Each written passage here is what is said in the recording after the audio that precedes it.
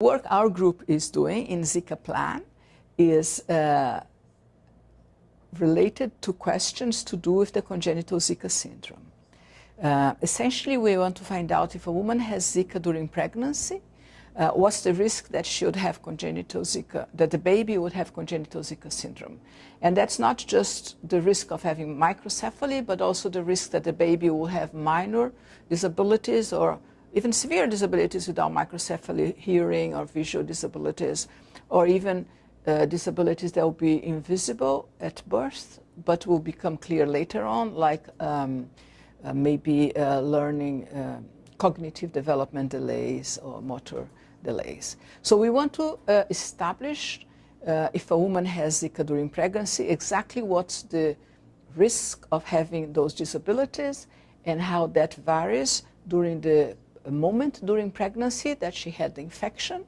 We want to look at miscarriages and fetal deaths, and also we want to establish the full spectrum of the disabilities and at birth and how that develops in the first years of life and also in the long term.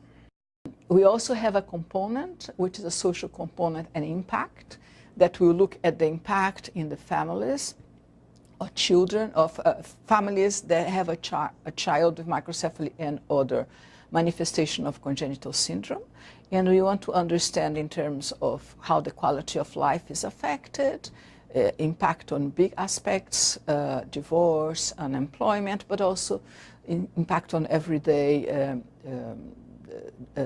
loss of sleep and depression and difficulties in child care. We want to understand the usage they do of health services, and we want to establish the economic costs for the family and for society of this epidemic. We hope that information will be useful for public health decisions.